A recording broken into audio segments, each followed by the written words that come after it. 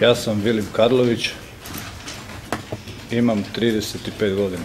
Koje ste nacionalnosti? Hrvatske nacionalnosti. Pa ja za sebe mogu reći da sam se predao 20. studenog kad me je i uzela Jugoslavenska narodna armija iz bolnice. Kada ste došli u bolnicu?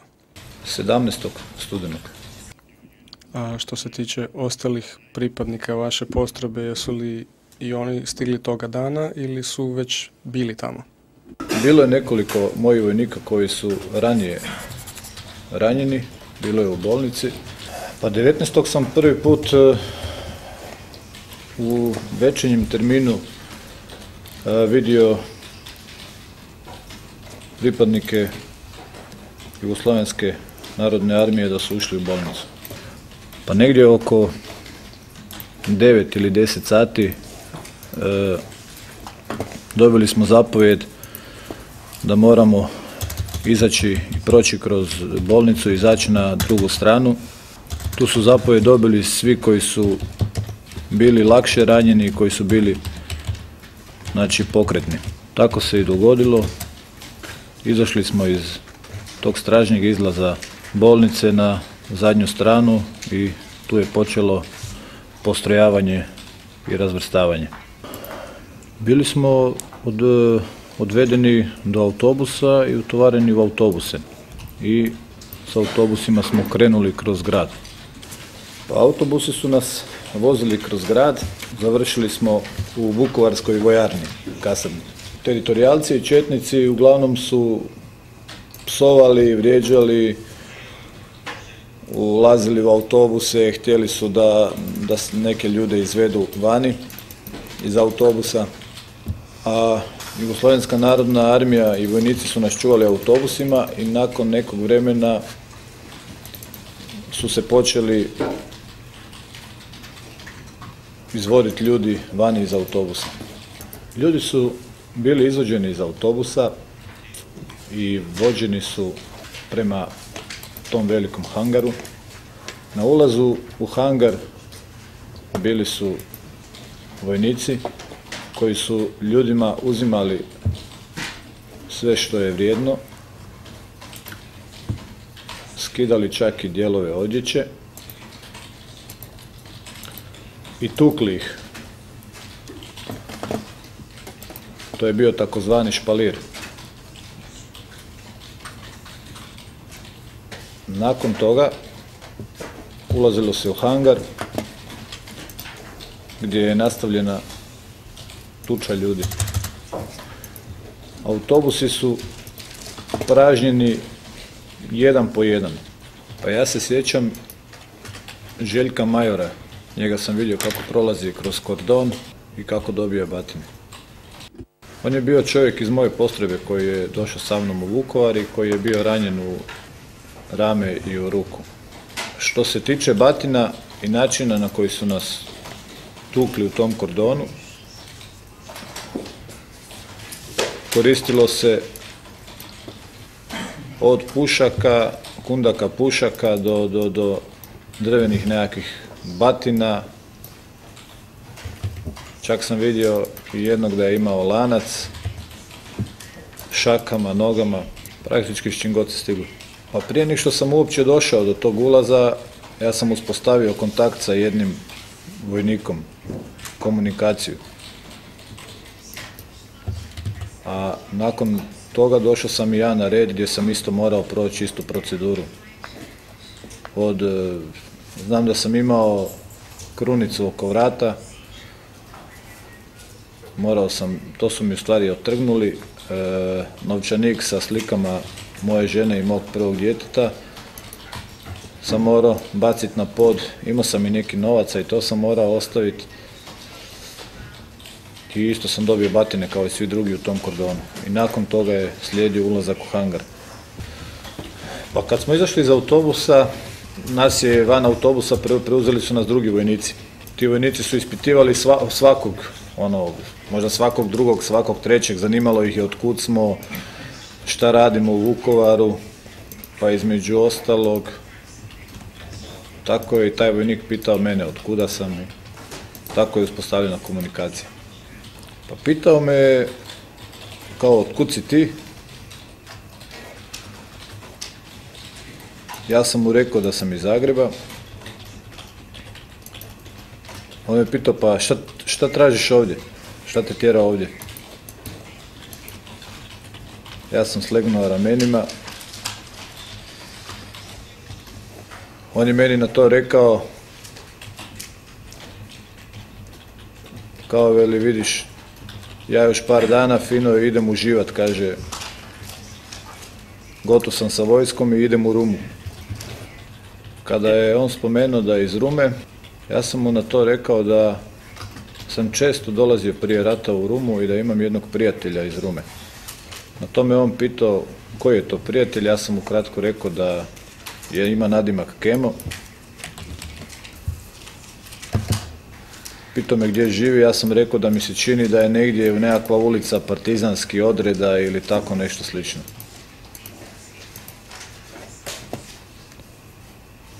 Na što mi je on rekao da on zna od kome se radi. Taman sam se približavao tom kordonu gdje sam trebao ući ja i počeo dobijati batine i ostaviti sve svoje stvari.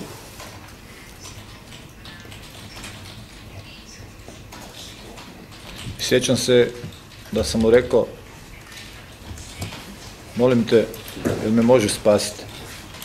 On mi je na to odgovorio da, kao veli, ovako mi je rekao, kao nema šanse. I nakon tog sam ja ušao u taj kordon, prošao proceduru koju sam već naveo i ušao u hangar. Pa to je nastalo poslije, jer kad sam ja počeo dobijati batine u hangaru, ta osoba se u hangar vratila sa nekakvim nadređenim zapovjednikom kojeg sam čuo da on zove kapetane. Ja sam taman dobio batine i on je došao s tim kapetanom do mene, uhvatio me za rame. Sjećam se da je rekao, kapetane, dajte da spasimo ovog čovjeka.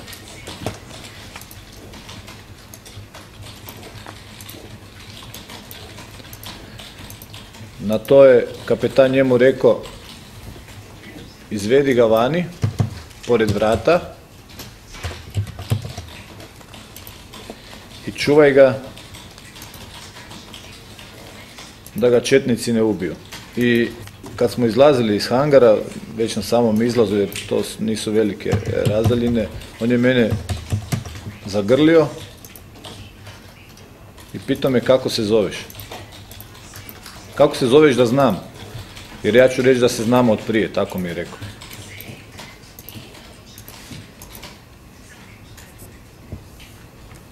Ja sam njemu rekao svoje ime i pitao sam ga kako se ti zoveš.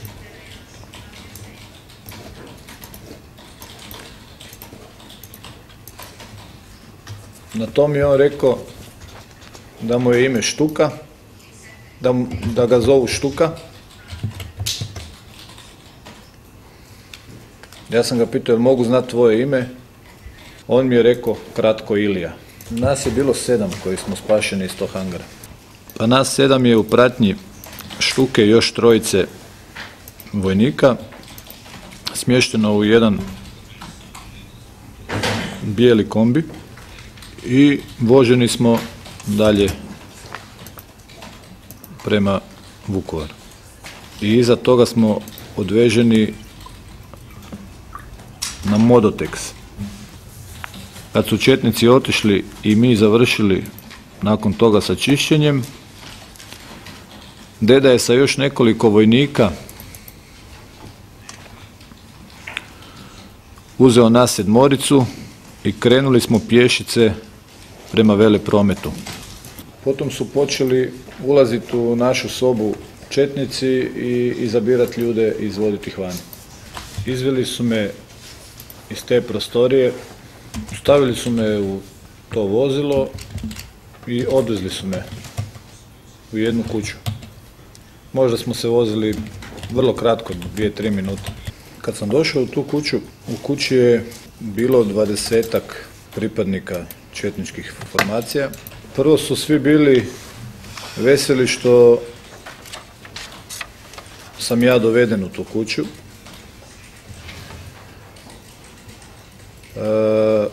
Znam da čovjek koji me vodio pod nadimkom Belgija, da mi je pljuvao u lice, psovao me na naš balkanski način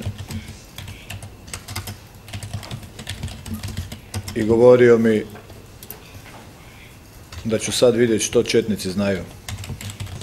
Tu su me počeli ispitivati i tući. S mene su skinuli gornji dio moje odjeće. Belgija je upaljačom pokušavao zapaliti moju kosu, a kako je tih dana bilo dosta vlažno i kišno i tu veće, moja kosa je bila mokra, pa nije baš tako ni mogla se zapaliti lako. Zatim mi je Belgija upaljačem palio lijevu ruku i onda je, kako mu sa upaljačem to baš nije išlo dobro, onda je sa stola uzeo jednu svijeću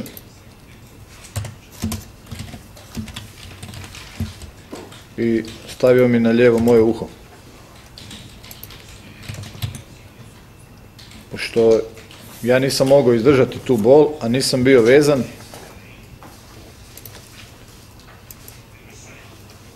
ja sam instinktivno rukom odbacio tu svijeću,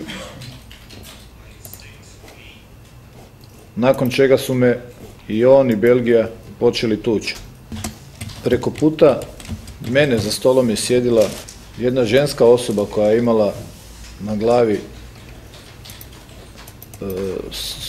šajkaču i tražila je od četnika da me oni siluju, a da će mi ona nakon toga genitalije odrezati. Za to vrijeme u prostoriji je bio još jedan, u stvari njega sam spomenuo, taj stariji gospodin koji je sjedio s moje desne strane i u jednom trenutku Belgija je ponovo uzeo svijeću i stavio mi ponovo na moje bradavice, na moju lijevu bradavicu. Ja opet nisam mogao dugo izdržati tu bol i ponovo sam odmahnuo i opet je pala ta svijeća na pod.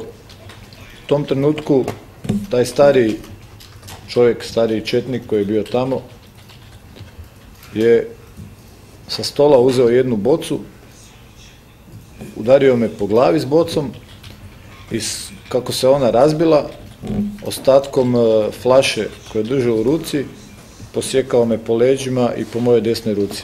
Došao je autobus u Velepromet, svi ljudi iz te dvije prostorije su ušli u autobus. Kad smo došli u tu prostoriju u vojarni, tamo je još bilo nekih 15-ak ljudi od prije koji nisu imali veze sa Veleprometom. Čak je bilo i nekih žena. Jeste li idućeg dana napustili vojarnu JNA i otišli u Sremsku Mitrovicu 22.11. dakle? Da, upravo tako. U Sremskoj Mitrovici sam proveo 6 mjeseci, nakon toga sam razmijenjen.